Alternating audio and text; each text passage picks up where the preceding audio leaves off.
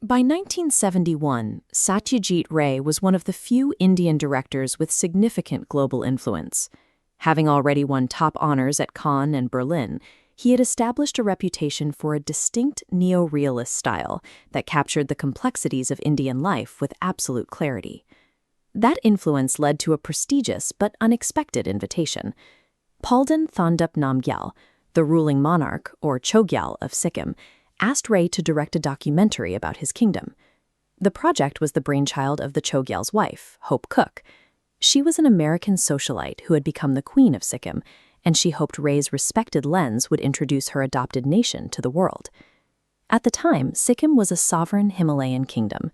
As this map shows, its independent borders functioned as a buffer between the competing interests of India and China.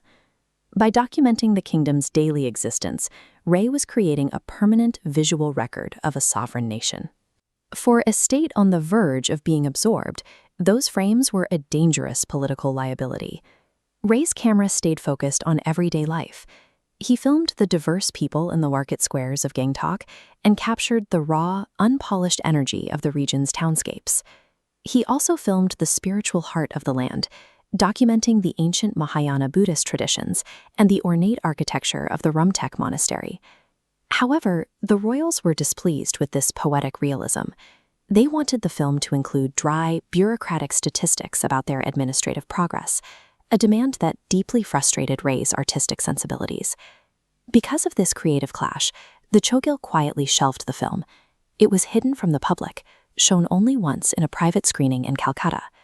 Royal vanity was the first force to suppress the film, that a much more absolute, state-level erasure was about to bury it completely. In 1975, the region's politics shifted violently. Escalating border tensions between India and China made the status of buffer states a primary concern for the Indian government. Inside Sikkim, organized uprisings and a controversial referendum led to the rapid collapse of the monarchy's power. Following the referendum, India formally annexed Sikkim and absorbed the kingdom as its 22nd state. In the wake of this takeover, the Indian government realized that Ray's unreleased documentary was a massive geopolitical liability. The state issued a total ban on the film and allegedly ordered the confiscation and destruction of every physical print in existence. The Indian national security apparatus was now treating a shelved, unreleased art film as a primary threat to its regional control. Why did a documentary with zero anti-India rhetoric trigger such a severe crackdown? Satyajit Ray's camera had captured visual sovereignty. By recording the mundane anthropological details of a distinct culture, the film provided undeniable evidence of a nation functioning outside of Indian control. The footage inadvertently contradicted India's new political narrative.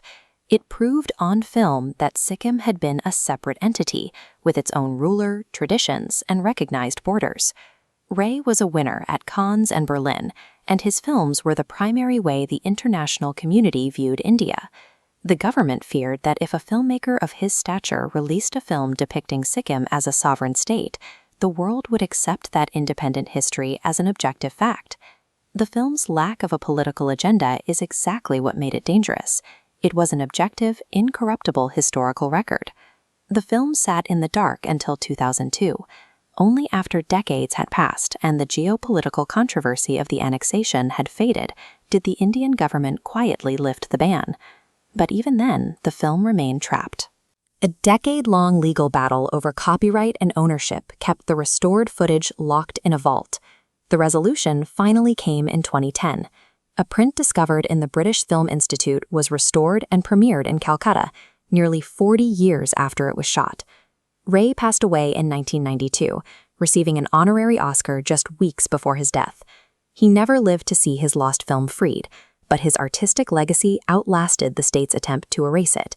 Political power can redraw maps and topple kings, but it cannot permanently destroy the truth captured by art.